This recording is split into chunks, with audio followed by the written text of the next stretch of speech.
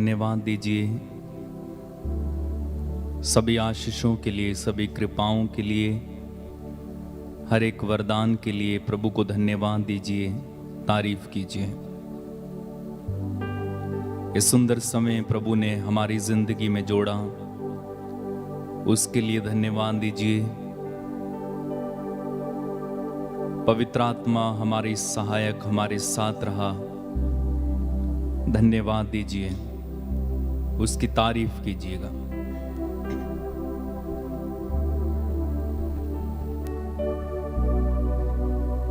हमें हर दुर्घटना, हर प्रकार की बीमारियों, बंधनों, पापों से प्रभु ने बचाया। कई बार शैतान ने हमला किया, लेकिन प्रभु ने हमें सुरक्षित रखा। हम प्रभु को धन्यवाद दें, प्रभु की स्तुति करें, तारीफ करें।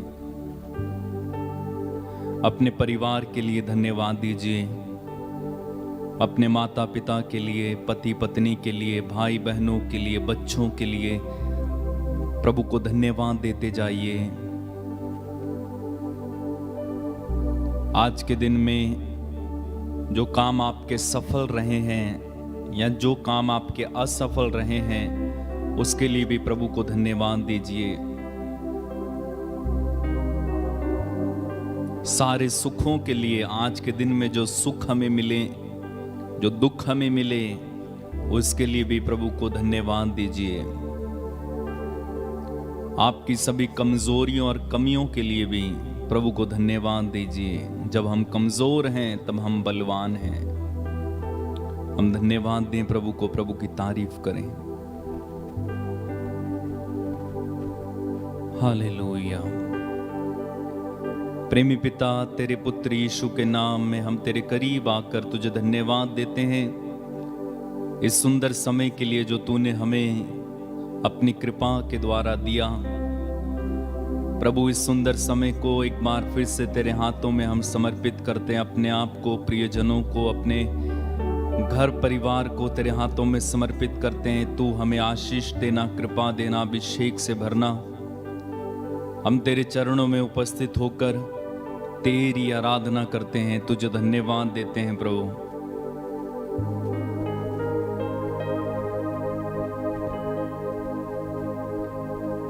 धन्यवाद यीशु, धन्यवाद। तेरी आराधना, तेरी महिमा, तेरी स्तुति।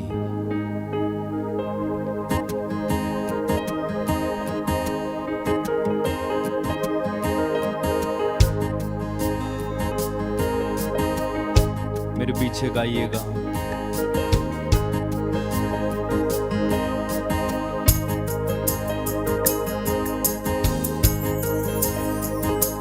यीशु के चरणों में आराधना करें। यीशु के चरणों में आराधना करें। यीशु के चरणों में आराधना करें। यीशु के चरणों में आराधना करें। हाथों को उठा के हम आराधना करें। हाथों को उठा के हम आराधना करें। हाथों को उठा के हम आराधना करें। हाथों को उठा के हम आराधना करें। यीशु के चरणों में आराधना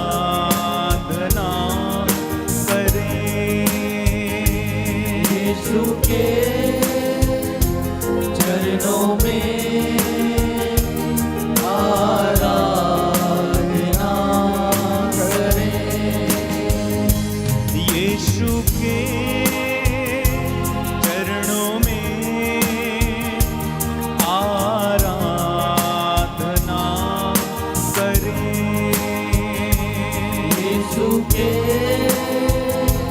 चरणों में आराधना आराधना करें।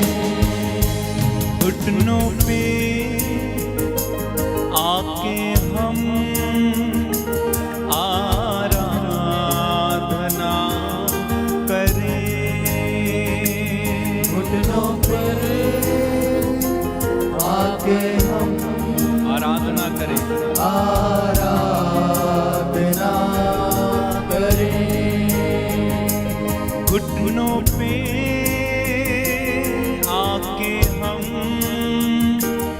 आराधना करें। घुटनों पे आके हम आराधना करें। आराधना करें। यीशु के चरणों में आराधना करें। यीशु के चरणों में आराधना करें। आराधना करें। आत्मा से भर के हम आराधना करें। आत्मा से भर के हम आराधना करें। आराधना करें। आत्मा से भर के हम आराधना करें। आत्मा से भर के हम आराधना करें। आराधना करें। एक साथ गाएंगे। यीशु के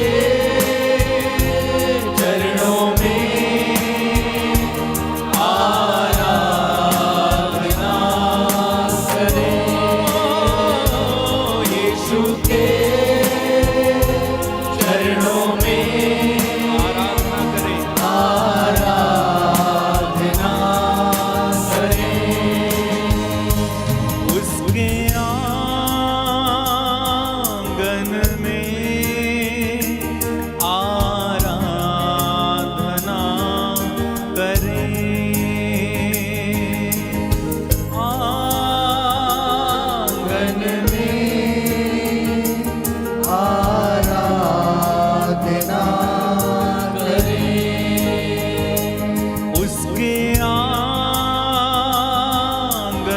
में आराधना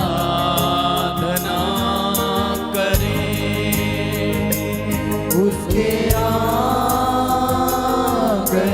में आराधना करें। यीशु के चरणों में आराधना करें। यीशु के आराधना करें। चरणों में अपने घरों में, अपने परिवारों में यीशु की आराधना करें। ऊंची आवाज में एक साथ गाएंगे। यीशु के चरणों में आराधना आराधना करें। यीशु के चरणों में आराधना करें। आराधना करें। सरों को झुका के हम आराधना करें। सरों को झुका के हम आराधना करें। सरों को झुका के हम आराधना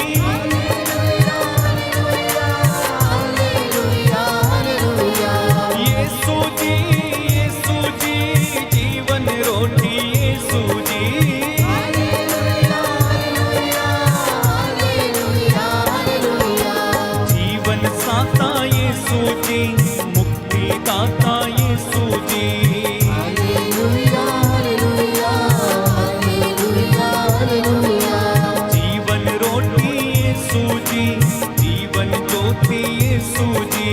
हालेलुया हालेलुया हालेलुया हालेलुया आराधना आराधना अब्बा तेरी आराधना।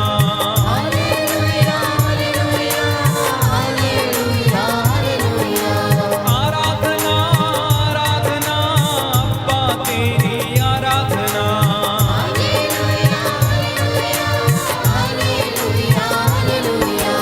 आराधना आराधना यीशु तेरी आराधना।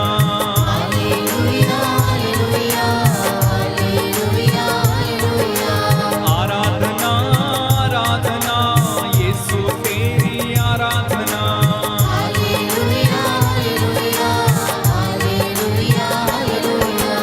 आराधना आराधना आत्मा तेरी आराधना।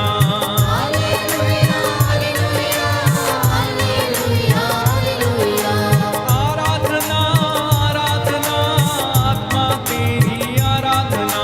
हालेलुया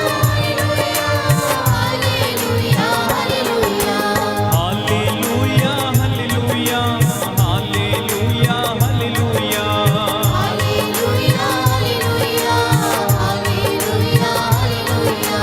हालेलुया हालेलुया हालेलुया हालेलुया।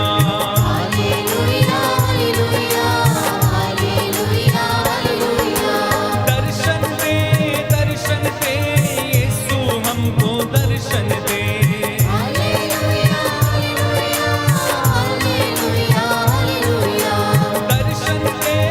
दर्शन दे यीशु हमको दर्शन दे।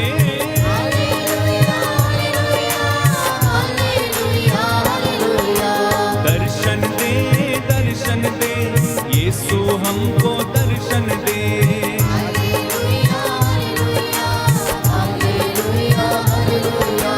बहने दे आशीष तेरी बहने दे।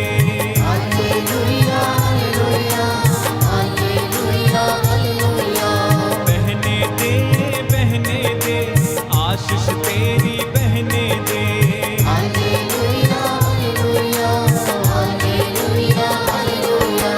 तोड़ दे सारे बंधन तोड़ दे।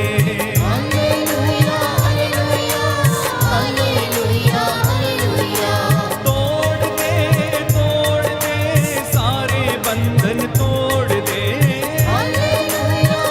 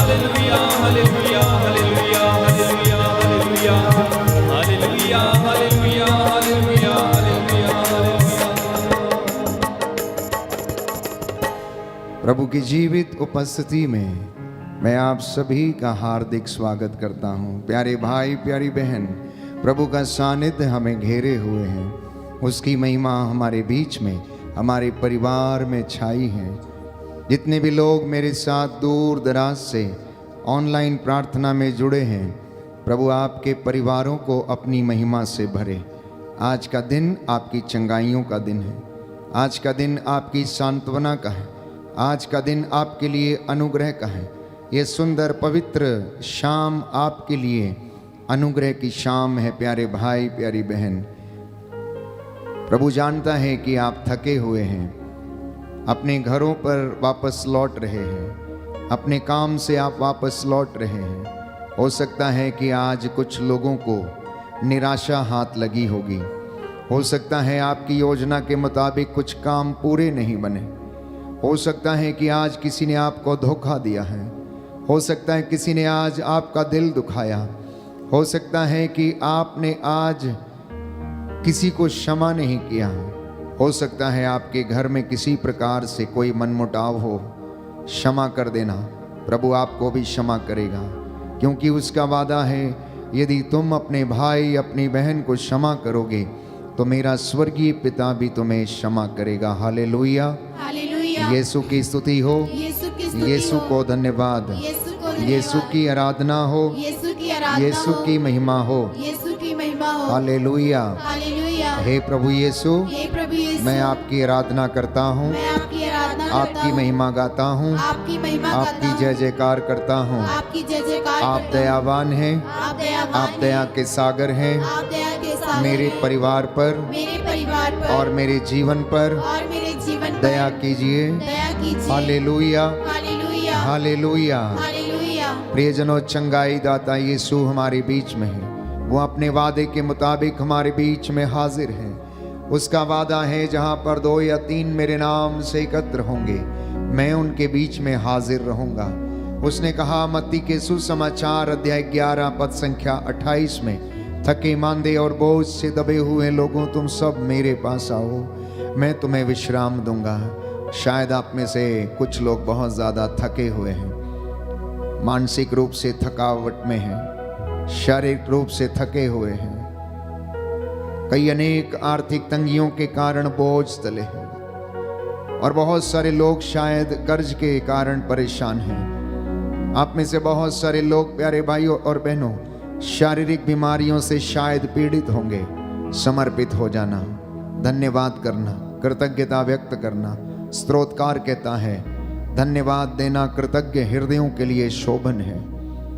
मनुष्य के लिए ये अच्छा है कि वह नित्य प्रतिदिन धन्यवादित होकर अपनी प्रार्थनाएं निवेदनार्थ समर्पित करे। यह पवित्र शाम मेरे और आपके लिए अनुग्रह की शाम है। हम उसकी हुजूरी में बैठते और उसकी आराधना करते, स्तुति गाते हैं।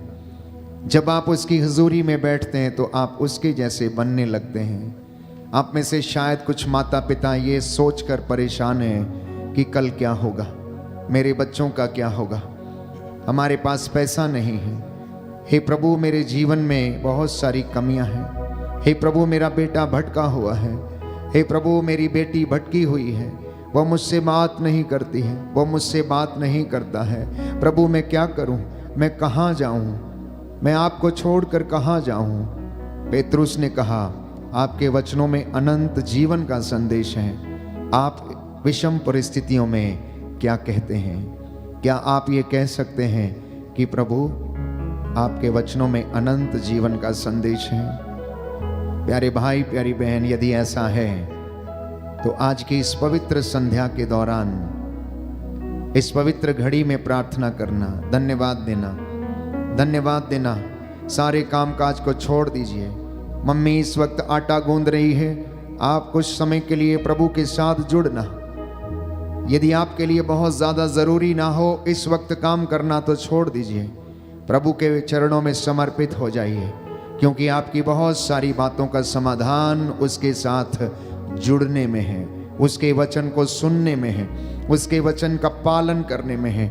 आप में से बहुत सारे लोग भटके हुए हैं क्योंकि उन्होंने ईश्वर की वाणी को ध्यान पूर्वक नहीं सुना, और पवित्र वचन कहता है, यदि तुम मेरी आज्ञाओं का पालन नहीं करोगे, यदि तुम उन पर मनन चिंतन नहीं करोगे तो शीघ्र ही विचलित हो जाओगे। यदि तुम विश्वास में दृढ़ नहीं बने रहोगे तो तुम शीघ्र ही विचलित हो जाओगे। जागते रहो पेतरुस, जागते रहो। क्या तुम घड़ी भर भी मेरे साथ नहीं बैठ सकते? क्या तुम घड़ी भर भी मेरे साथ नहीं जाग सकते? आज शुक्रवार प्रभु के दुख भोग की याद करने का दिन है।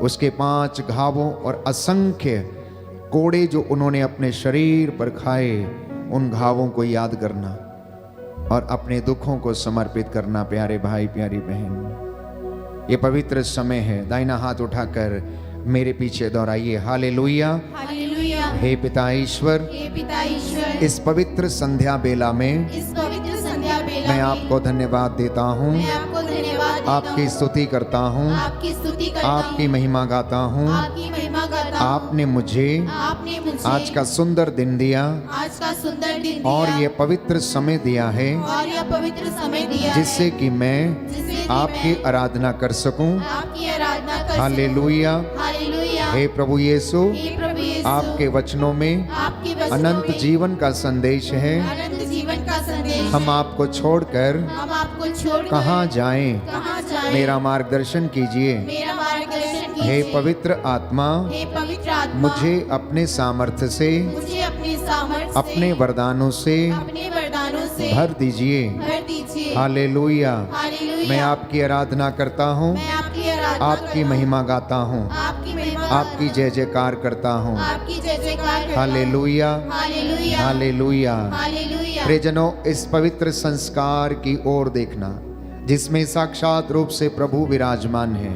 वो आपको देख रहे हैं, वो आपको देखने के लिए आता है, नित्य प्रतिदिन आपकी सुध लेने के लिए आता है, क्योंकि वो भला चरवाहा है जो अपनी भेड़ों की रक्षा करता है। स्तोत्रकार कहता है, जो उसकी ओर दृष्टि लगाते हैं वह सदा आनंदित रहते हैं, वो कभी निराश नहीं होते। निराश तो वे लोग होते हैं जो अकारण ईश्वर को त्याग देते हैं, जो अकारण उससे दूर चले जाते हैं, जो अकारण उससे सवाल जवाब करते हैं, जो व्यर्थ की बातें ऊट पटांग वाद विवाद करते हैं। वे ईश्वर को त्याग देते हैं और अपने विश्वास को खो देते हैं। प्रभु की ओर देखें और कहें कि प्रभु, मैं अपना जीवन तुझे समर्पित करता हूँ, मैं अपने रोगों को तेरे चरणों में समर्पित करता हूँ। कितना टूटा हुआ हूँ प्रभु, तू मेरे दुखों में अपनी महिमा मुझे दिखाता है। मुझे जोड़ने के लिए आ, शुद्ध करने के लिए आ, पवित्र करने के लिए आ।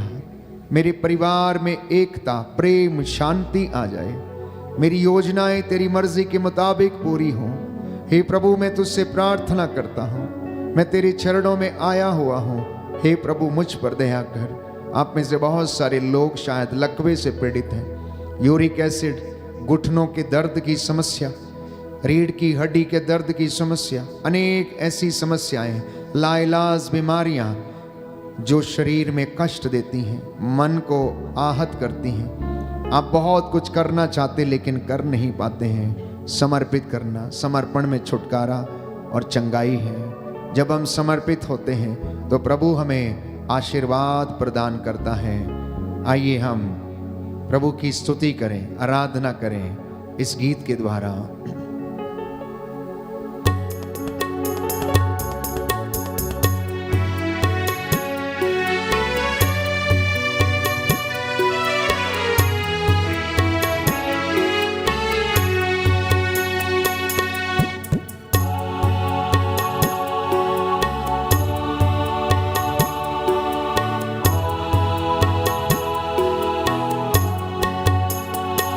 मुझको तेरी जरूरत है, हे पावन आत्मा। मुझको तेरी जरूरत है, हे पावन आत्मा। मुझको तेरी जरूरत है, हे पावन आत्मा।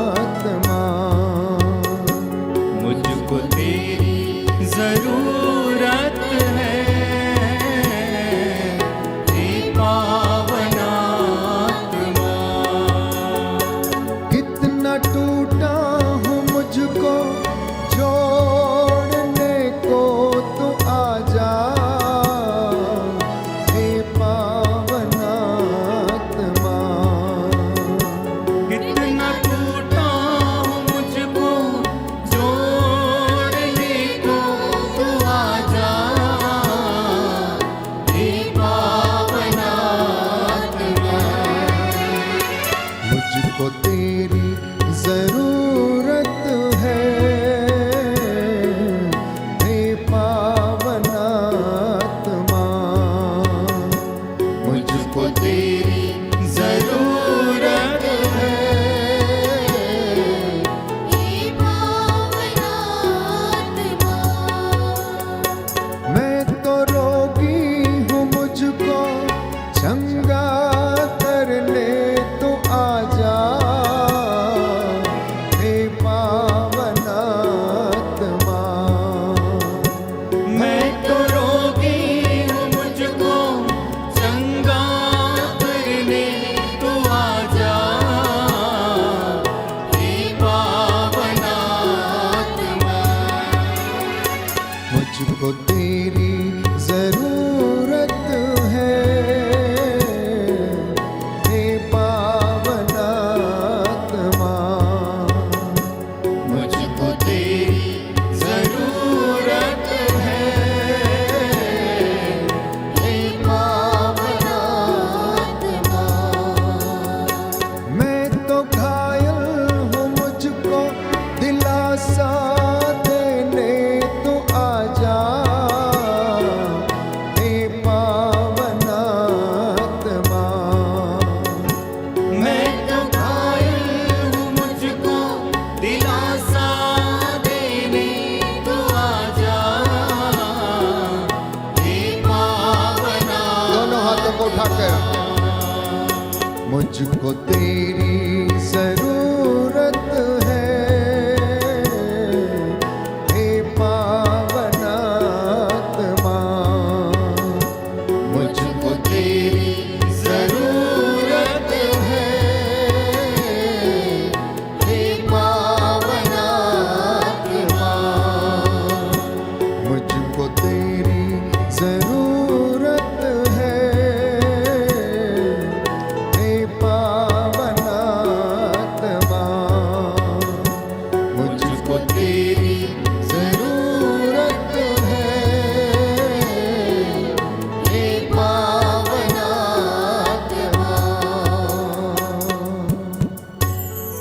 प्रियजनों, प्रभु करुणा सागर है, दया सागर है और दुखों में महिमा छाई है। प्रभु के दुखों को याद करना और अपनी हर बात के लिए धन्यवाद देना। हम इस विनती को दोहराएं और प्रभु की स्तुति करें हर बात के लिए, अच्छाई के लिए, बुराई के लिए, सफलता के लिए, असफलता के लिए। आपका जवाब है, हम तुझे धन्यवाद देते हैं। हम तुझे धन्यवाद देते हैं। हे पिता परमेश्वर, तू दयालु और करुणामयी है। हम तुझे धन्यवाद देते हैं। हे प्रभु यीशु, तूने हमें पापों से मुक्त किया है। हम तुझे धन्यवाद देते हे हैं। प्रभु यीशु, तूने हमारे पापों के लिए अपना पवित्र लहू बहाया है। हम तुझे धन्यवाद देते हैं। हे पवित्र आत्मा, तू सच्चा सहायक व शिक्षक है। हम तुझे धन्यवाद देते हैं। हे पवित्र आत्मा, तू हमें ईश्वर की संतान बनाता है। हम तुझे धन्यवाद देते हैं। आपका जवाब होगा, हम तुझे धन्यवाद देते हैं। हम हम तुझे धन्यवाद देते हैं। सब प्रकार की विपत्तियों के लिए हे प्रभु। हम तुझे धन्यवाद देते हैं। सभी कमजोरियों के लिए हे प्रभु। हम तुझे धन्यवाद देते हैं। सारे कष्टों के लिए हे प्रभु। हम तुझे धन्यवाद देते हैं। सारे रोगों के लिए हे प्रभु। हम तुझे धन्यवाद देते हैं। सब असफलताओं के लिए हे प्रभु। हम तुझे धन्यवाद देते हैं। सब अपमानों के लिए हे प्रभु। हम तुझे धन्यवाद देते हैं। पवित्र वचन द्वारा हमसे बातें करने के लिए हे प्रभु। हम तुझे धन्यवाद देते हैं। अहंकार की शक्तियों से हमें छुड़ाने के लिए हे प्रभु। हम तुझे धन्यवाद देते हैं। यीशु की स्तुति हो, यीशु को धन्यवाद। यीशु की स्तुति हो, यीशु को धन्यवाद। यीशु की स्तुति हो, यीशु को धन्यवाद। यीशु की स्तुति हो, यीशु को धन्यवाद। यीशु की स्तुति हो, यीशु को धन्यवाद। यीशु की स्तुति हो, यीशु को धन्यवाद। हालेलुया, हालेलुया, हालेलुया, हालेलुया, हालेलुया, हालेलुया, हालेलुया। हालेलुया। जो घुटना टेक सकते हैं टेक लें। स्तोत्रकार के साथ मिलकर हम इस भजन के द्वारा अपने और सारे संसार भर के पापों के लिए क्षमा की याचना करेंगे और इस भजन को हम दोहराएंगे। साम नंबर 51, भजन संहिता 51। घर के मुखिया और उनकी पत्नी दोनों मिलकर अपने बच्चों के लिए पश्चाताप कीजिए, अपनी कलीसिया के लिए पश्चाताप कीजिए, अपने भाई बहनों सगे संबंधियों के लिए पश्चाताप कीजिए, अपने पड़ोसियों के लिए, जाने अनजाने में उनसे जो गलतियां हो गई उनके पापों के लिए इस वक्त आप मध्यस्थता करते हुए क्षमा की याचना करें, प्रभु को समर्पित करें। मेरे पीछे दोहराइएगा। ईश्वर तो दयालु है, मुझ पर दया कर। ईश्वर तू दयालु है, मुझ पर दया कर। तू दया सागर है, मेरा अपराध क्षमा कर। तू दया सागर है, मेरा अपराध क्षमा कर। मेरी दुष्टता पूर्ण रूप से धो डाल। मेरी दुष्टता पूर्ण रूप से धो डाल। मुझ पापी को शुद्ध कर। मुझ पापी को शुद्ध कर। मैं अपना अपराध स्वीकार करता हूँ। मैं अपना अपराध स्वीकार करता हूँ। मेरा पाप निरंतर मेरे सामने है। मेरा पाप निरंतर मेरे सामने है। मैंने तेरे विरुद्ध पाप किया है। मैंने तेरे विरुद्ध पाप किया है। मैंने वही किया जो तेरी दृष्टि में बुरा है। मैंने वही किया जो तेरी दृष्टि में बुरा है। इसलिए तेरा निर्णय सही।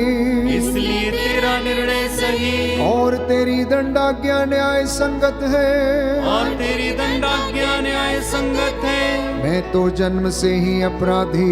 मैं तो जन्म से ही अपराधी। अपनी माता के गर्भ से पापी हूँ। अपनी माता के गर्भ से पापी हूँ। तू हृदय की सच्चाई से प्रसन्न होता है। तू हृदय की सच्चाई से प्रसन्न होता है। मेरे अंतःकरण को ज्ञान की बातें सिखा। मेरे अंतःकरण को ज्ञान की बातें सिखा। मुझ पर जूफा से जल छिड़क दे। मुझ पर जुफा से जल छिड़क दे। और मैं शुद्ध हो जाऊंगा। और मैं शुद्ध हो जाऊंगा। मुझे धो और मैं हिम से भी अधिक स्वच्छ हो जाऊंगा। मुझे धो और मैं हिम से भी अधिक स्वच्छ हो जाऊंगा। मुझे आनंद और उल्लास का संदेश सुना। मुझे आनंद और उल्लास का संदेश सुना। और तुझसे रौंदी हुई हड्डियां फिर खिल उठेंगी। और तुझसे रौंदी हुई हड्डियां फिर खिल उठेंगी। मेरे पापों पर दृष्टि न डाल। मेरे पापों पर दृष्टि न डाल। मेरा अपराध मिटाने की कृपा कर। मेरा अपराध मिटाने की कृपा कर। ईश्वर मेरा हृदय फिर शुद्ध कर। ईश्वर मेरा हृदय फिर शुद्ध कर। और मेरा मन फिर सुदृढ़ बना।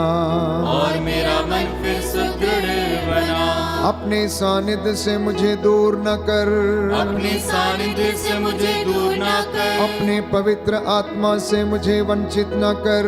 अपने पवित्र आत्मा से मुझे वंचित न कर। मुक्ति का आनंद मुझे फिर प्रदान कर। मुक्ति का आनंद मुझे फिर प्रदान कर। उदारता में मेरा मन सुदृढ़ बना। उदारता में मेरा मन सुदृढ़ बना। मैं अपराधियों को तेरे मार्ग की शिक्षा दूंगा। मैं अपराधियों को तेरे मार्ग की शिक्षा दूंगा। और पापी तेरे पास लौट आएंगे। और पापी तेरे पास लौट आएंगे।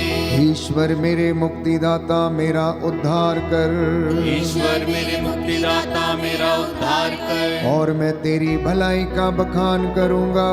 और मैं तेरी भलाई का बखान करूंगा। प्रभु मेरे होंठ खोल दे। प्रभु मेरे होंठ खोल दे। और मेरा कंठ तेरा गुणगान करेगा। और मेरा कंठ तेरा गुणगान करेगा। तू बलिदान से प्रसन्न नहीं होता। तू बलिदान मुझसे प्रसन्न नहीं होता। यदि मैं होम चढ़ाता तो तू उसे अस्वीकार करता। यदि मैं होम चढ़ाता तो तू उसे अस्वीकार करता। मेरा पश्चाताप ही मेरा बलिदान होगा। मेरा पश्चाताप ही मेरा बलिदान होगा। तू पश्चातापी दीनहीन हृदय का तिरस्कार नहीं करेगा। तू पश्चातापी दीनहीन हृदय का तिरस्कार नहीं करेगा।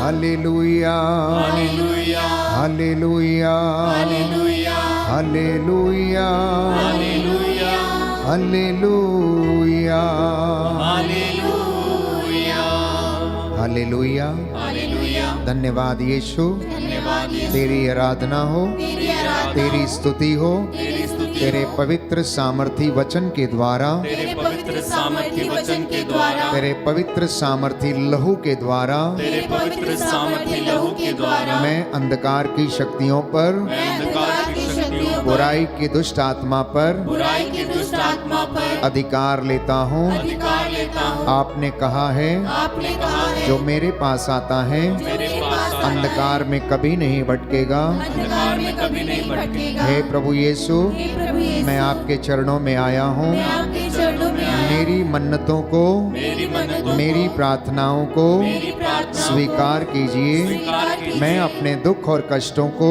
मैं अपने दुख और कष्टों और अपने सुख को और अपने सुख को समर्पित करता हूँ। समर्पित करता हे हूँ। प्रभु यीशु, हे प्रभु यीशु, तेरा अनुग्रह और कृपा तेरा अनुग्रह और मेरे कृपा परिवार में मेरे परिवार में बहने दीजिए। बहने दीजिए। हालेलुया। हालेलुया। मेरा घर मेरा घर आपकी महिमा से आपकी महिमा से भर जाए। भर जाए। आमीन। आमीन। हालेलुया। हालेलुया।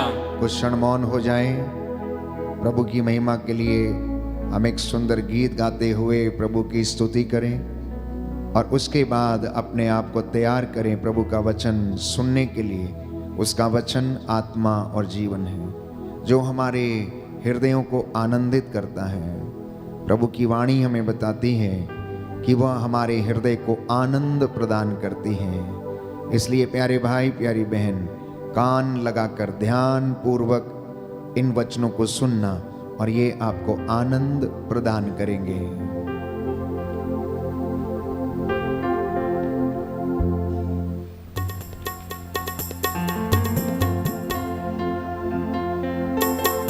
आजा मेरे प्रभु, मेरे दिल में, मेरे तन में, आजा प्रभु। आजा मेरे प्रभु, मेरे दिल में, मेरे तन में, आजा प्रभु। आजा मेरे प्रभु, मेरे दिल में, मेरे तन में, आजा प्रभु। आजा मेरे प्रभु, मेरे दिल में, मेरे तन में, आजा प्रभु। तू आकर मुझको चंगा कर दे, मेरे हृदय को साफ कर दे। तू आकर मुझको चंगा कर दे, मेरे हृदय को साफ कर दे। तू ही प्रभु मुक्तिदाता, तू ही प्रभु मुक्तिदाता, मुझ पर दया करो। आजा मेरे प्रभु, मेरे दिल में, मेरे तन में, आजा प्रभु। वचनों से मेरी प्यास बुझा, तेरे इशारे पे चलना सिखा। वचनों से मेरी तू प्यास बुझा, तेरे इशारे पे चलना सिखा।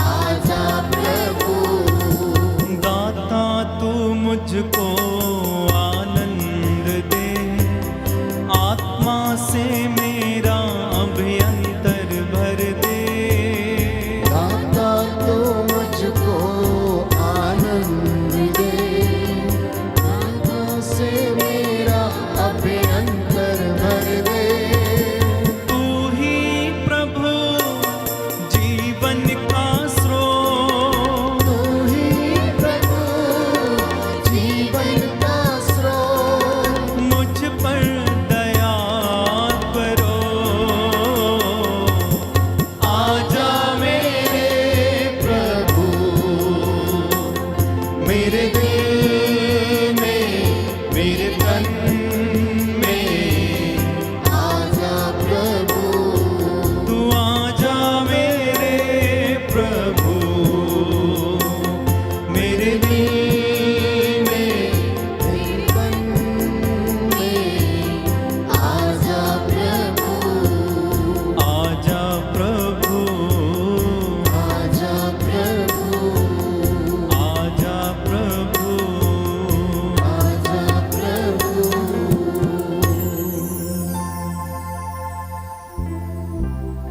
विश्वास कीजिए कि प्रभु हमारे घर में मौजूद हैं। वो हमारे हृदय में अपना निवास बनाने के लिए आया है, अपना वचन सुनाने के लिए आज वो हमारे सामने पुनः एक बार उपस्थित है। वचन के माध्यम से हमसे बातें करने के लिए वो हमारे बीच में हाजिर हैं। प्यारे भाई, प्यारी बहन, दुखों में महिमा छाई है। मैंने कहा आज शुक्रवार प्रभु के दुख भोग का दिन है और हम उनके दुख भोग की याद करते हैं। हम अपने आसपास देखते हैं कि अनेक लोग चिंता में हैं, कष्ट में हैं, परेशानी में हैं, बीमारी से पीड़ित हैं, लकवे से ग्रसित हैं, आर्थिक तंगियों में फंसे हुए हैं और बहुत सारे ऐसे लोग जो किसी न किसी कारणवश परेशान रहते हैं। हर व्यक्ति के जीवन में कोई ना कोई दुख अवश्य है। अधिकांशतः व्यक्ति सवाल करता है कि मेरे जीवन में इतना दुख क्यों है। प्रभु के नबियों ने भी कुछ ऐसे ही सवाल किए और पूछा कि प्रभु मेरे दुखों का अंत क्यों नहीं होता, प्रभु मेरी पीड़ा का अंत क्यों नहीं होता। और प्रभु यिर्मयाह को याद दिलाता है और कहता है, यिर्मयाह तू अपने शब्द वापस ले, तू अपने शब्द वापस ले, तेरी पीड़ा का अंत होगा। मैं तुझे अपना प्रवक्ता बनाऊंगा, मैं तेरे होठों पर अपने शब्दों को रखूंगा। तुझे लोगों के पास जाना नहीं पड़ेगा, परंतु लोग तेरे पास आएंगे।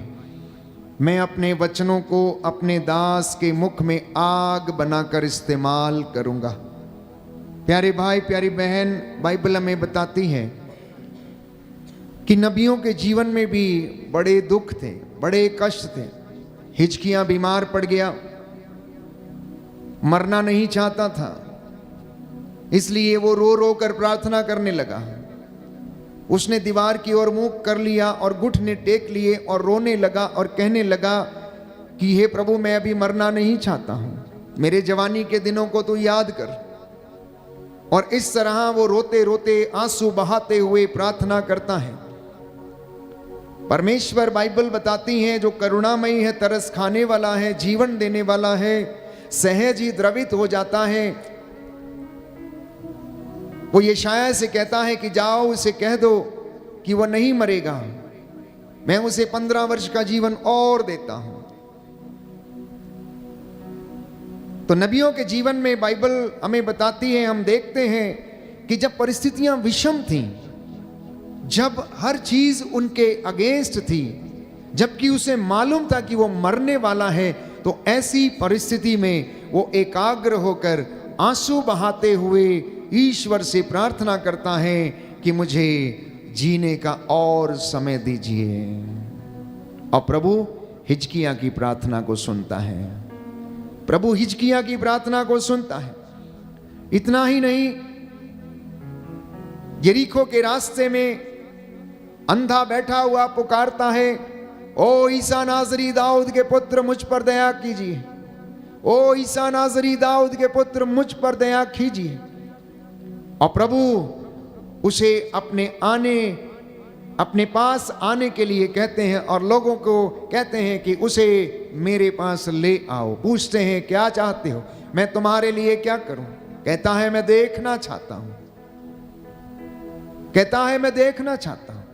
परिस्थिति इतनी विषम है कि वो देख नहीं सकता, रोज भीख मांगता है, यरीको के रास्ते पर पड़ा रहता है और लोग आकर उसकी झोली में, उसके कटोरे में एक दो सिक्के डालकर चले जाते हैं और वो शाम को अपने घर चला जाता है। और एक दिन वो रास्ते में ईसा की आवाज को सुनता, उसके जाने की आवाज को सुनता है। लोग उसके विषय में उनकी प्रशंसा करते हुए जा रहे थे और वो पुकार उठता है, अपने दुख में ईसा को याद करता है, अपने कष्टों में ईसा को पुकारता है। प्यारे भाइयों और बहनों, और हम देखते हैं कि ईश्वर उसे उस दुख से बाहर निकालता है और यीशु उसकी आंखों को छंगा करते हैं, उसे रोशनी प्रदान करते हैं। इतना ही नहीं, जब एक फरीसी के घर में वो भोजन करने के लिए बैठे थे तो वहां पर एक आदमी जो जलोदर की बीमारी से पीड़ित था, वो अपने शारीरिक कष्ट भोग रहा था और उसके उन कष्टों में यीशु उसके ऊपर तरस खाकर उसे लोगों के सामने उस जलोदर की बीमारी से आजाद करते हैं। अर्धांग रोगी के विषय में हम जानते हैं। हालांकि अर्धांग रोगी ने जो चारपाई के ऊपर डालकर लाया गया था, यीशु से कुछ नहीं कहा, लेकिन यीशु ने तरस खाकर उसे चंगा किया और कहा, तेरे पाप क्षमा हो गए हैं, उठ, अपनी खाट उठा और घर जा। ऐसे बहुत सारे उदाहरण बाइबल में हम पाते हैं कि जहां पर लोग विषम परिस्थितियों में थे, लेकिन वो प्रार्थना करते रहे, वो परमेश्वर को पुकारते रहे, वो उसके सामने समर्पित होकर प्रार्थना करते रहे और उन्होंने अपने दुखों में भी ईश्वर की महिमा को देखा। बोलिए आमीन, आमीन, हालेलुया, हालेलुया। यीशु की स्तुति हो, यीशु की स्तुति यीशु हो, को धन्यवाद, यीशु को धन्यवाद, यीशु की आराधना हो, यीशु की आराधना हो, यीशु की महिमा हो, यीशु की महिमा हो, यीशु को धन्यवाद, यीशु को धन्यवाद, हालेलुया, हालेलुया, हालेलुया। हालेलुया। हमारा शरीर इतना नाजुक है कि इसे एक कांटा भी चुभ जाए तो प्यारे भाइयों और बहनों, ये हमारी चीख पुकार निकाल देता है। हम एक कांटे या फिर सुई का थोड़ा सा भी भेदना हम बर्दाश्त नहीं कर सकते। चाहे ये शारीरिक दुख हो, चाहे ये मानसिक पीड़ा हो या शारीरिक कष्ट हो, किसी प्रकार का भी। लेकिन यीशु के विषय में यदि हम पढ़ें तो बाइबल हमें बताती है, इब्रानियों के पत्र अध्याय 5 पद संख्या 7 में, कि ईसा मसीह ने इस पृथ्वी पर रहते समय पुकार पुकार कर और आंसू बहा बहा कर ईश्वर से जो उन्हें बचा सकता था प्रार्थना और अनुनय विनय की और श्रद्धालुता के कारण उनकी प्रार्थना सुनी गई। दाना हाथ हटाकर पहले दोहराइए, उसके बाद मनन चिंतन करेंगे। हालेलुया, हालेलुया। इब्रानियों का पत्र इब्रानियों का अध्याय पत्र, 5 अध्याय पद 5 संख्या 7। पद संख्या 7। ईसा मसीह ने ईसा मसीह इस ने पृथ्वी पर रहते समय इस पृथ्वी पर रहते पुकार समय पुकार कर पुकार पुकार आंसू कर, बहाकर आंसू बहाकर ईश्वर से जो उन्हें बचा सकता था जो उन्हें बचा सकता था प्रार्थना और अनुनय विनय की प्रार्थना और अनुनय विनय की श्रद्धालुता के कारण श्रद्धालुता के उनकी कारण प्रार्थना सुनी गई। उनकी प्रार्थना सुनी गई। हालेलुया, हालेलुया, हालेलुया, हालेलुया, हालेलुया। हालेलुया। बाइबल हमें बताती है कि यीशु ईश्वर का पुत्र था, वो स्वयं ईश्वर थे। उन्होंने ईश्वर की बराबरी नहीं की, परंतु पिता की आज्ञा का पालन किया और विधि के विधान में उनके लिए यह निर्धारित था कि ईसा अपना पवित्र रक्त बहाए और सारी मानव जाति के लिए प्रायश्चित करे। इसलिए क्रूस को उठाने से पहले वो अपने आप को तैयार करने के लिए गेत्सेमनी बाग चले जाते और औंधे मुंह होकर वहां पर प्रार्थना करने लगते हैं। उनका पसीना खून बन के बहने लगा और उस जगह को उन्होंने पसीने से भिगो दिया और वो प्रार्थना करने लगे, पिता यदि संभव हो तो ये दुख का प्याला मुझसे टल जाए, परंतु इसमें मेरी नहीं तेरी इच्छा पूरी हो। इसमें मेरी नहीं तेरी इच्छा पूरी हो। हम में से कितने लोग अपनी जिंदगी में ये अंगीकार करते हैं कि मेरी योजना नहीं, मेरे जीवन में तेरी योजना पूरी हो जाए। आपकी प्रार्थनाएं शायद इसलिए सफल नहीं हो पाती क्योंकि आप अपने स्वार्थ के लिए प्रार्थना करते हैं, अपनी योजना पूरी करने के लिए प्रार्थना करते हैं। प्रभु मेरा मकान बन जाए, प्रभु मेरा ये हो जाए, प्रभु मेरा वो हो जाए। लेकिन बाइबल ये कहती है, यिर्मयाह नबी का ग्रंथ अध्याय 29 पद संख्या 11, कि मैंने तुम्हारे लिए योजना बनाई है और तेरे हित की योजना है, वो आपके जीवन में पूरी होगी।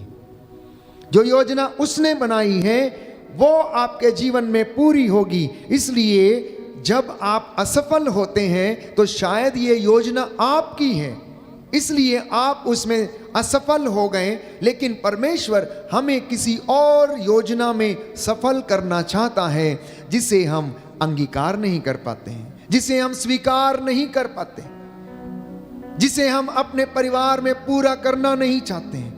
इसलिए हमारी जिंदगी में असफलता है।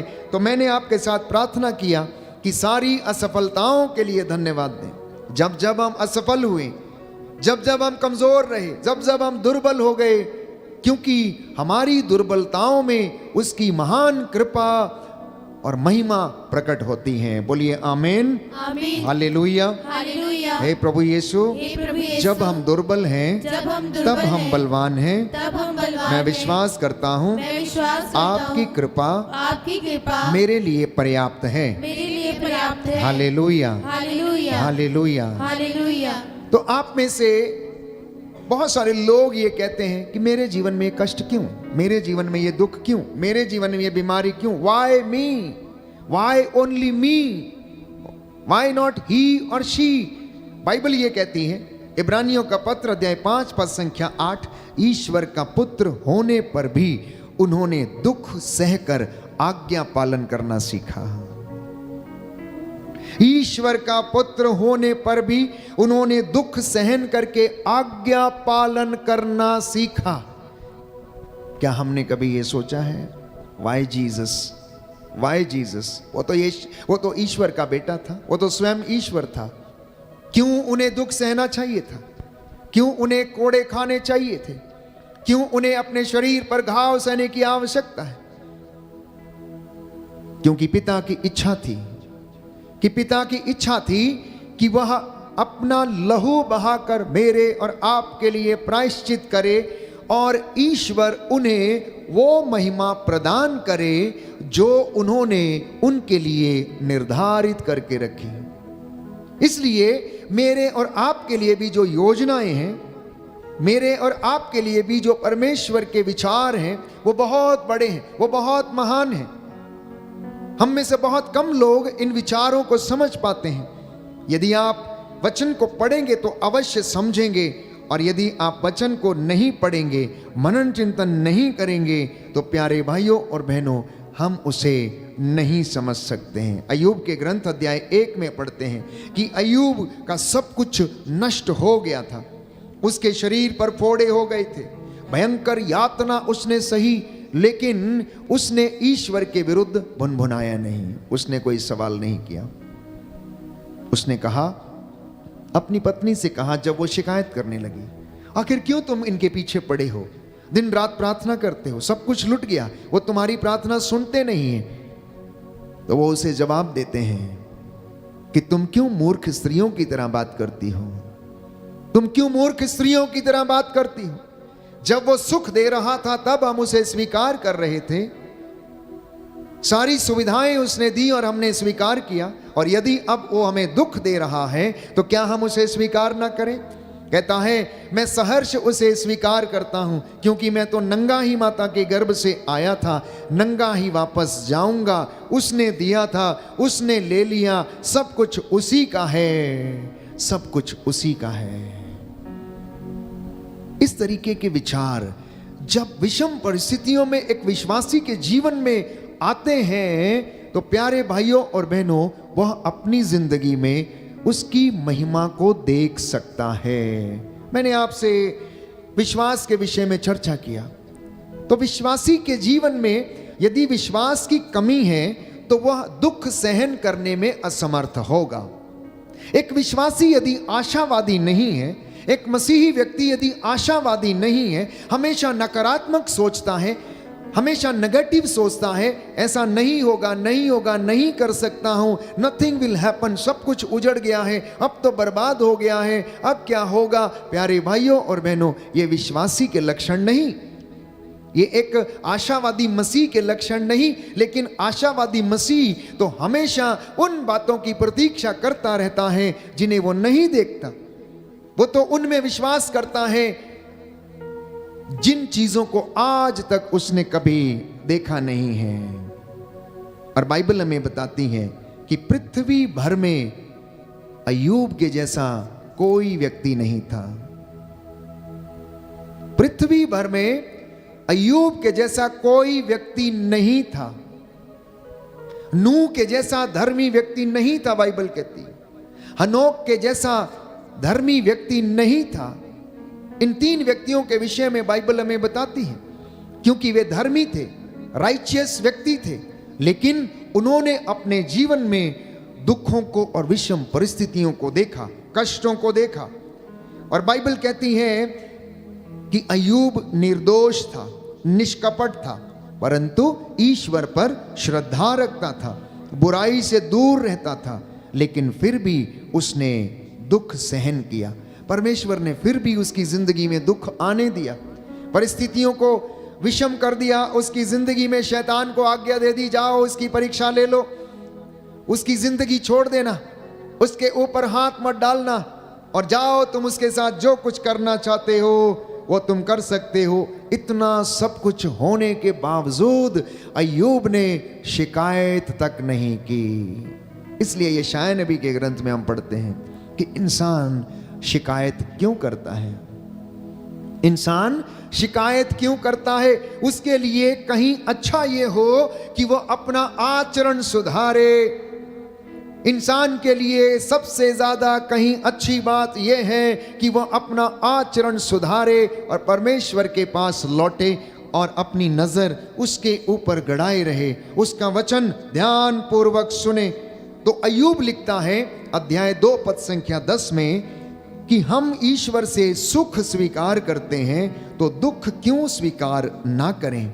अय्यूब ने अपने मुंह से कोई भी पाप नहीं किया, बाइबल कहती है। दाहिना हाथ उठाकर अंगीकार करेंगे, हालेलुया। हालेलुया। अय्यूब का ग्रंथ अध्याय 2 पद संख्या 10। हम ईश्वर से सुख स्वीकार करते हैं तो दुख क्यों ना स्वीकार करें। Hallelujah, hallelujah. तो इसलिए प्रियजनों, बाइबल के इस वचन से हम शिक्षा लें कि हम ईश्वर के विरुद्ध भुनभुनाना छोड़ें, हम उसके विरुद्ध सवाल जवाब करना छोड़ें, वचन के ऊपर वाद विवाद करना हम छोड़ें, एक दूसरे की निंदा करना हम छोड़ें, परमेश्वर से सवाल करना छोड़ें कि वाई मी, क्यों मेरे जीवन में ऐसा है, बल्कि परमेश्वर का धन्यवाद करें, क्योंकि इंसान अपने किए की सजा भुगतता है। और बाइबल कहती है मैं तुम्हें तुम्हारे कर्मों का फल प्रदान करूंगा, मैं तुम्हारे कर्मों का फल तुम्हें प्रदान करूंगा। और वो पृथ्वी पर ही हमें नरक और स्वर्ग दिखाता चलता है। प्यारे भाइयों और बहनों, हमें पृथ्वी पर ही नरक और स्वर्ग दिखाता चलता है, उसका एक आभास हमें पृथ्वी पर ही वो दिला देता है। इसलिए जब हम लंबे समय तक परेशान रहते, दुखों से गुजरते, हमारे कभी काम नहीं बनते, असफल नहीं होते, इसका सीधा सा तात्पर्य यह है कि हम परमेश्वर से दूर गए हुए, हम उसके साथ जुड़े नहीं हैं। दुख की भट्टी में हमारे विश्वास की वो परख करता है, दुख की भट्टी में वो हमारे विचारों की परख करता है, वो हमारी सहनशीलता की परख करता है। इसलिए यदि आप विधि विवरण ग्रंथ अध्याय 8 पद संख्या 2 और उससे आगे पढ़ेंगे तो स्पष्ट रूप से बाइबल हमें बताती है, पवित्र वचन कहता है कि तुम मिस्र की गुलामी से निकलते समय मरुभूमि के उन 40 वर्षों को याद करो। 40 वर्ष, कितने वर्ष? 40 वर्ष। मात्र 13 दिन की यात्रा 40 वर्षों में, क्यों 40 वर्षों में कराई? इसका जवाब परमेश्वर देता है। सुनिए ध्यान से। कई बार मैंने आपके लिए वचन पढ़ा, लिखा है book of Deuteronomy chapter 8 verse 2 onwards, मरुभूमि में इन 40 वर्षों की वह यात्रा याद रखो जिसके लिए तुम्हारे प्रभु ईश्वर ने तुमको बाध्य किया। उसने तुम्हें दीनहीन बनाने के लिए ऐसा किया, तुम्हारी परीक्षा लेने के लिए, तुम्हारे मनोभावों का पता लगाने के लिए, और इस प्रकार यह जानने के लिए कि तुम उसकी आज्ञाओं का पालन करते हो या नहीं। मिस्र की गुलामी से जब इजरायली जनता निकल कर आ गई, 40 वर्षों तक मरुभूमि में रही, तो परमेश्वर कहता मैंने तुम्हें 40 वर्षों तक मरुभूमि में इसलिए रखा जिससे कि मैं तुम्हारे मनोभावों का पता लगा सकूं। आगे लिखा है, मैं तुम्हें दीनहीन बनाने के लिए मैंने ऐसा किया। 40 वर्ष तुम्हें भटकाता रहा, तुम्हें भूखा रखा, प्यासा रखा, मन्ना भी खिलाया, चट्टान से पानी निकाला। तो यदि कोई व्यक्ति चारपाई पर पड़ जाता है तो मैं समझता हूं कि परमेश्वर उसे समय देता है प्रायश्चित करने का। परमेश्वर उसे समय देता है अपने अहंकार को छोड़कर दीनहीन और विनम्र बनने का। मैंने कई लोगों को देखा है, बीमार पड़े होते हैं लेकिन जुबान से हटीले शब्द नहीं जाते हैं, मन से क्रोध और ईर्ष्या नहीं जाती है। चारपाई पर अंतिम सांसें गिनते हुए भी उनका शरीर मन क्रोध से भरा रहता है। और बाइबल ये कहती है, मैंने 40 वर्षों तक तुम्हारे पैरों को मरुभूमि में तपाया, मैंने 40 वर्षों तक तुम्हें इधर उधर लेकर घूमता रहा। क्यों? जिससे कि मैं तुम्हारे मनोभावों का पता लगाऊं कि तुम्हारे विचार मेरे विषय में क्या है, तुम मेरे बारे में क्या सोचते हो, तुम मेरे चमत्कारों के विषय में क्या कहते हो, तुम मेरे ऊपर अभियोग लगाते हो। मैंने तुम्हारे साथ इतना प्रेम किया और तुम मेरे ऊपर अभियोग लगाते हो। देखो, मैंने 40 वर्षों तक तुम्हें मरुभूमि में रखा जिससे कि मैं तुम्हारी परीक्षा ले सकूं, तुम्हारे मनोभावों का पता लगा सकूं, और यह जानने के लिए कि तुम मेरी आज्ञाओं का पालन करते हो या नहीं। एक साधारण मनुष्य के लिए मरुभूमि, प्यारे भाइयों और बहनों, ये वो दशा है जब हम किसी विषम परिस्थिति से गुजरते हैं, जब हम बीमार पड़ जाते हैं, या हमें लकवा हो जाता है, या हम खा पी नहीं सकते, या हम असाध्य बीमारियों से ग्रसित हो जाते हैं। ऐसी परिस्थिति में वो हमें तपने देता है, हमारे मनोभावों का पता लगाता है, हमारे अहंकार और हमारे घमंड को तोड़ना चाहता है, जिससे कि वो हमें शुद्ध करे। वो हमें दुख की घड़ियां में, प्यारे भाइयों और बहनों, तपने देता है। वो हमें तपाता है जिससे कि हम खरे उतरे, हमारी आत्मा खरी हो जाए, हमारा विश्वास दृढ़ हो जाए।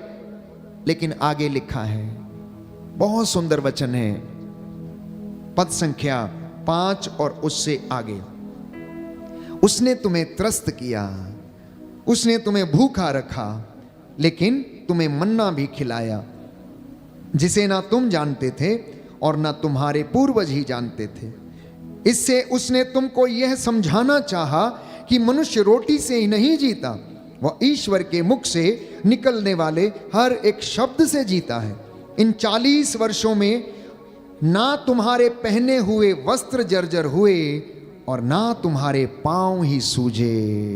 हालेलुया, हालेलुया, हालेलुया। हालेलुया। यीशु की स्तुति हो, यीशु को धन्यवाद, यीशु की आराधना हो, यीशु की महिमा हो, यीशु को धन्यवाद। हे पिता ईश्वर, आपके प्रेम के लिए मैं आपको धन्यवाद देता हूँ, आपकी दयालुता के लिए मैं आपको धन्यवाद देता हूँ। हालेलुया, हालेलुया, हालेलुया। एक और वचन पढ़ेंगे, अगला वचन। इसलिए यह समझ लो, जैसे कोई पिता अपने पुत्र को अनुशासित करता है, वैसे ही प्रभु तुम्हारा ईश्वर भी तुमको अनुशासित करता है। कैसे अनुशासन में रखता है? दंड देकर। कैसे अनुशासन में रखता है? दंड देकर।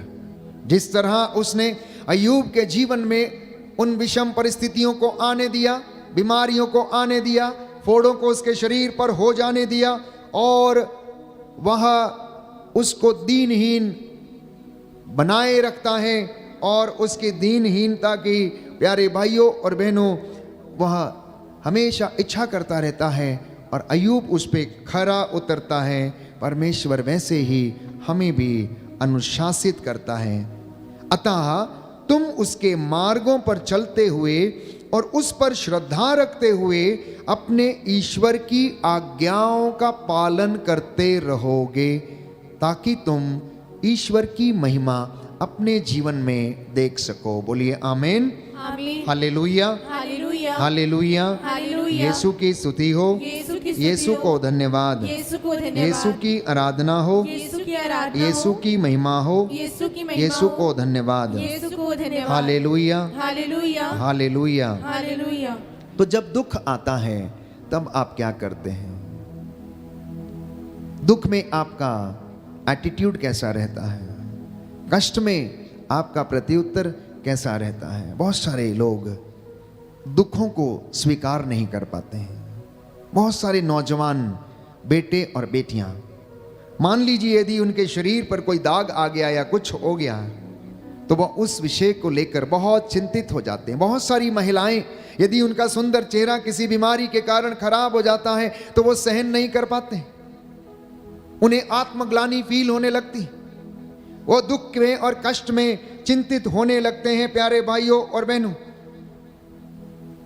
इसलिए परमेश्वर का वचन संत पौलुस कुरिन्थियों को लिखते हुए दूसरे पत्र अध्याय 1 पद संख्या 3 में कहता है, धन्य है ईश्वर हमारे प्रभु ईसा मसीह का पिता, परम दयालु पिता और हर प्रकार की सांत्वना का ईश्वर।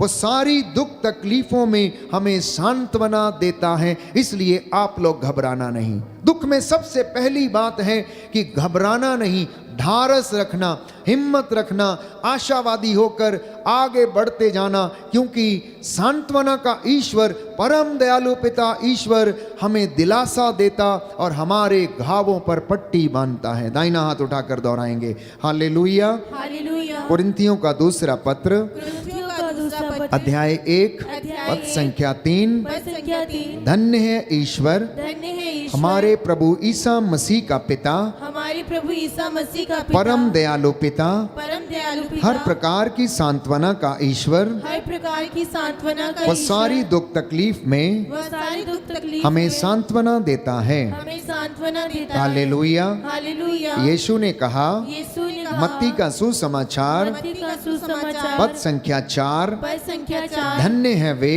धन्य है जो वे शोक करते जो हैं, शोक करते उन्हें हैं, सांत्वना मिलेगी। उन्हें सांत्वना मिलेगी। हालेलुया, हालेलुया, हालेलुया, हालेलुया, हालेलुया। हालेलुया। तो दुख की घड़ी में मैंने कहा सबसे पहली बात है ईश्वर पर अटूट विश्वास रखना, आशावादी होकर आगे बढ़ना और अपनी प्रार्थनाओं को प्रभु को समर्पित करना, पहली बात। दूसरी बात, दुख के समय में प्रवक्ता ग्रंथ अध्याय 2 पद संख्या 3 में हम पढ़ते हैं कि ईश्वर से लिपटे रहो ताकि अंत में तुम्हारा कल्याण हो। ईश्वर से लिपटे रहो, अपनी प्रार्थनाओं को, अपने धार्मिक कामों को, अपनी आध्यात्मिकता की क्रियाकलापों को आप रोज करते रहें। आप लगभग 1500 परिवार मेरे साथ रोज शाम को जुड़ते हैं। शायद आप लोग सोचते होंगे कि फादर और ब्रदर रोज एक ही गीत गाते हैं, हालेलुया होसन्ना, हालेलुया होसन्ना। एक ही गीत को रोज दूसरे तीसरे दिन दोहराते हैं। हो सकता आप में से कुछ लोगों की आदत हो कुछ नया सुनने की, लेकिन प्यारे भाइयों और बहनों, मैं आपको बता देना चाहता हूं कि एक ही गीत, एक ही वो शब्द हालेलुया होसन्ना, आप जितनी बार इसे रिपीट करते हैं उतनी बार आपके होंठ और आपकी आत्मा और आपकी जुबान शुद्ध होती है। नाम सिमरने में इतना सामर्थ्य है कि वो आपके रोम रोम में बस जाता है।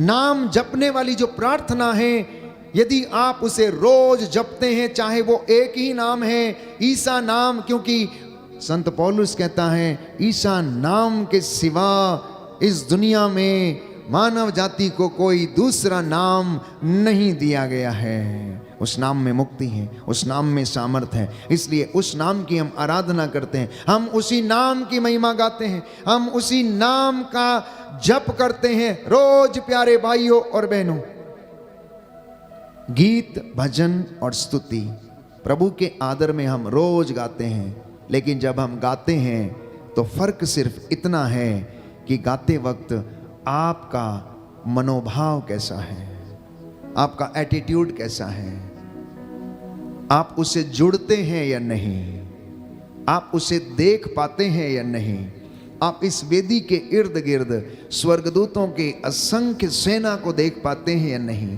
क्या आप आत्मा से उससे जुड़ पाते हैं या नहीं। तो सबसे बड़ा जो बात हमारी जिंदगी में प्रार्थना करते वक्त ये है कि हम प्रभु से प्रार्थना करें और उससे जुड़े रहें, तो दुख की घड़ी में हम उससे लिपटे रहें। तीसरी बात, जब परिस्थिति विषम हो, दुख बहुत ज्यादा हो और आपको कुछ किनारा नजर ना आता हो, तो प्रार्थना को दुगना कर दीजिए, प्रार्थना को दुगना कर दीजिए। यदि आप प्रार्थना को दुगना करते हैं तो उस दुख को, उस बीमारी को आपके पास से जाना होगा। यदि आप हिजकिया के जैसे प्रार्थना करते, एस्तेर के जैसे प्रार्थना करते हैं, तो उस बीमारी को, उस दुर्घटना को, उस विषम परिस्थिति को टूटना होगा, क्योंकि परमेश्वर का सामर्थ्य आपकी जिंदगी में कार्य करेगा, क्योंकि उसकी कृपा आपके और मेरे लिए पर्याप्त है, जैसा कि वचन हमें बताता है।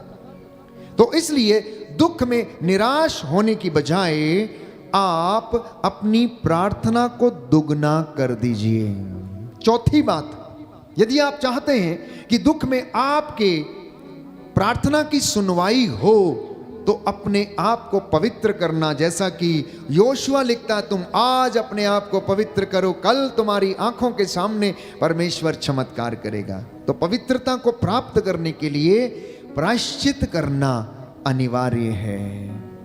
पांचवी बात, यदि आप चाहते हैं कि दुख की घड़ी में आपके साथ परमेश्वर प्रेम का व्यवहार करे, सहज ही द्रवित हो जाए और आपको शांति प्रदान करे और आपको क्षमा मिले, तो अपने भाई, अपनी बहन और अपने माता पिता, पड़ोसियों को जिससे आपको शिकायत है, उन्हें आप क्षमा कर देना।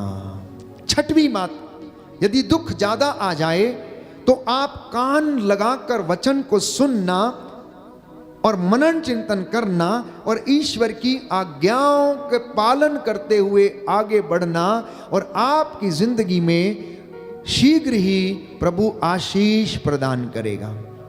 सातवीं बात, बाइबल हमें बताती, संत पौलुस ये लिखता है, शांति का ईश्वर शीघ्र ही शैतान को तुम्हारे पैरों के नीचे कुचल देगा और तुम्हें अनंत शांति प्रदान करेगा। और आखिरी बात कि प्रभु की हजूरी में जाना मत भूलिएगा। जब कष्ट होता है, परेशानी होती है, चिंता होती है, तो हम उसकी उपस्थिति में जाना भूल जाते हैं, हम उसी चीज में लग जाते हैं। शादी ब्याह लोग रचाते हैं, वो खाने पीने में ही रहते हैं, पार्टी मनाने में ही रहते हैं। सुबह बर्थडे मनाया लेकिन प्रार्थना का कोई पता नहीं, शाम का भोजन तैयार हो गया लेकिन खड़े होकर एक साथ धन्यवाद देने का कोई पता नहीं। कलीसिया के अध्यक्षों को या पासवानों को बुलाकर धन्यवाद की प्रार्थना करने का कोई पता नहीं। कैसे उस घर में बरकत आएगी, कैसे उस भोजन पर आशीर्वाद उतरेगा। प्यारे भाइयों और बहनों, जब भी आपके समारोह होते हैं, चाहे वो मंगनी की रस्म हो, चाहे वो बर्थडे सेलिब्रेशन की रस्म क्यों ना हो, चाहे आपके मित्र कि आप मेहमान नवाजी कर रहे हैं वो क्यों ना हो, या कलीसिया के अध्यक्ष या पासवानों को आप बुलाते हैं, तो ऐसी परिस्थिति में सब लोग एक साथ मिलकर अपनी हर एक परेशानी के लिए, सुख और दुख के लिए धन्यवाद कीजिए और उसकी उपस्थिति में रहिए। मैं आपको विश्वास दिलाता हूं कि आप ईश्वर की दया से कभी वंचित नहीं रहेंगे और वो आप पर दया करेगा। हम प्रार्थना करें आज का वचन हमारे जीवन में 100 गुना फल लाए, क्योंकि बाइबल हमें बताती है यशायाह नबी का ग्रंथ अध्याय 48 पद संख्या 10, मैंने तुमको शुद्ध किया, विपत्ति की भट्टी में तुम्हारा परिष्कार किया, आग की भट्टी में मैंने तुम्हें नहीं डाला, मैंने तुम्हें दुख की भट्टी में डालकर तपाया। और जैसे सोना आग में तपाया जाता है, मैंने तुम्हारे मनोभावों, तुम्हारी आत्माओं को मैंने दुख की भट्टी में डालकर परखा और तुम्हें मैंने शुद्ध करने का प्रयास किया है। इसलिए स्तोत्रकार कहता है अध्याय 66 पद संख्या 10 और 12, book of Psalms chapter 66 verse 10 to 12, ईश्वर तूने हमारी परीक्षा ली, चांदी की तरह तूने हमारा परिष्कार किया। इसलिए संत पौलुस पेतरुस के पहले पत्र में लिखता है, घबराइए नहीं, अध्याय 4 पद संख्या 12 से 13, आप लोगों की अग्नि परीक्षा ली जा रही है। यदि कोई बिस्तर पे है, यदि कोई कष्ट सह रहा है, बीमारी से पीड़ित है, आर्थिक तंगी से गुजर रहा है, बहुत कष्ट झेल रहा है, उसके नाम पर अत्याचार सह रहा है, तो संत पौलुस कहता घबराइए नहीं, आपकी अग्नि परीक्षा ली जा रही है और आपको दुख की भट्टी में तपाया जा रहा है ताकि आप सोने की तरह खरे निकलें, सोने की तरह खरे निकलें। आंखों को बंद करें, समर्पित करें, अपने मनोभावों को जांच कर देखें, अंतरात्मा को जांच कर देखें कि हमारा ईश्वर के वचनों के प्रति क्या मनोभाव है, उसके प्रेम के प्रति हमारा क्या मनोभाव है। बंधन टूटे, छुटकारा मिले, हर एक परेशानी से, हर एक बीमारी से बंधन खुल जाएं यीशु के नाम पर। यीशु के नाम पर इस वक्त हमारी जिंदगी में, परिवार में आशीष आए, आपके बच्चों के जीवन में, आपके खेत खलियानों में रूह की आग उतरे, रूह की आग उतरे, मसा उतरे, आपको शुद्ध करे, पवित्र करे, आपको रोग बीमारी से, अश्लीलता से, घमंड, ईर्ष्या, द्वेष, घृणा से आपको आजाद करे। Right now I claim the deliverance and healing in the name of Jesus. Yeshu के नाम पर शुद्ध हो जाओ, चंगे हो जाओ। प्रभु कहता है मैं चाहता हूं कि तुम शुद्ध हो जाओ।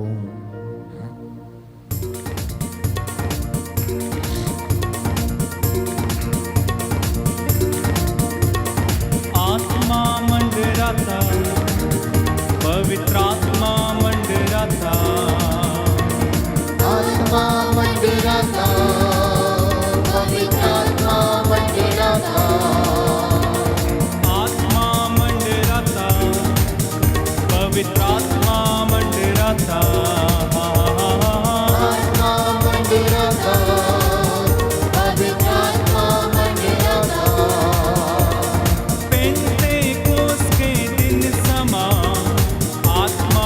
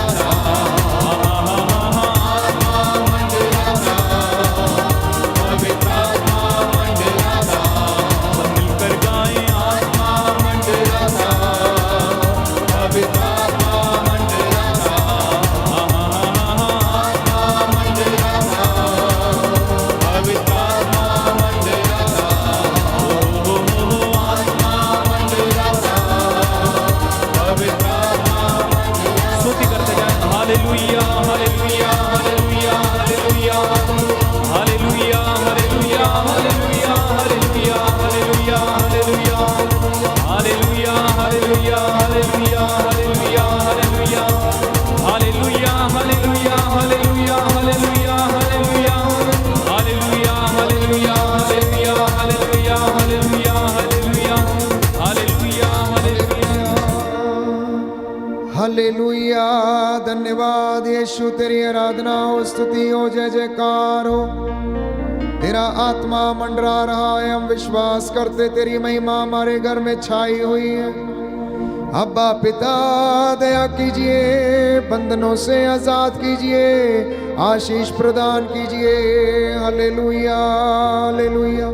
समर्पित करते जाएं एक एक व्यक्ति को जिनके लिए इस वक्त आप प्रार्थना कर रहे हैं, चैट्स में अपने निवेदन भेज रहे हैं। यह पवित्र समय है, वो आपकी प्रार्थनाओं को सुन रहा है। उसका कान बहरा नहीं, वो सुन सकता है। उसका दाहिना हाथ बचाने में समर्थ है।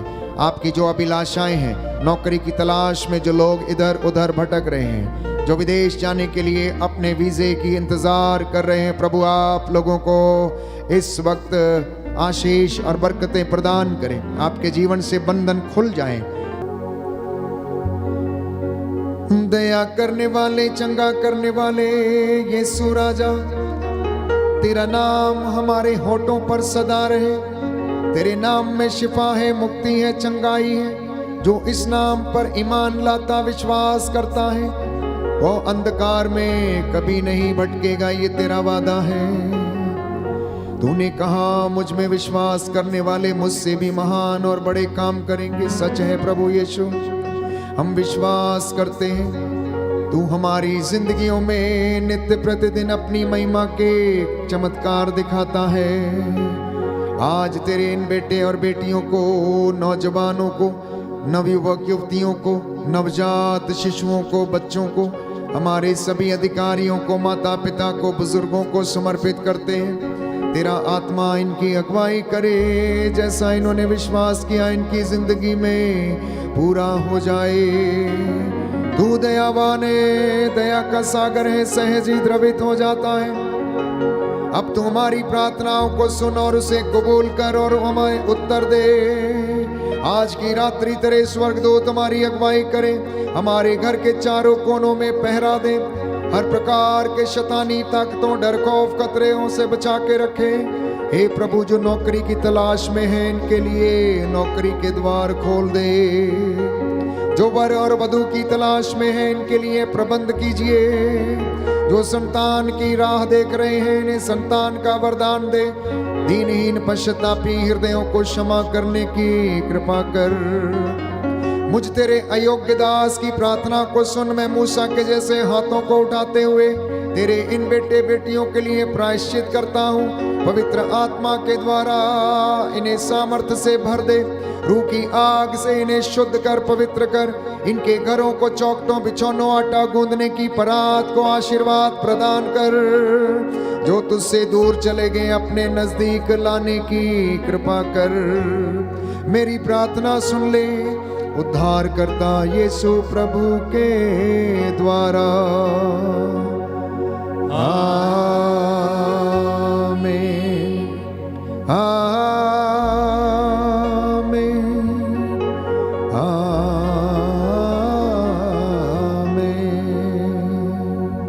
पवित्र परम प्रसाद की आराधना हो, स्तुति हो, महिमा हो सदा सर्वदा। पवित्र परम प्रसाद की आराधना हो, स्तुति हो, महिमा हो सदा सर्वदा।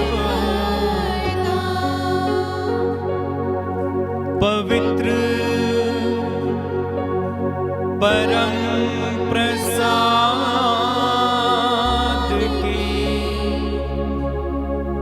आराधना हो, स्तुति हो, महिमा हो सदा सर्वदा।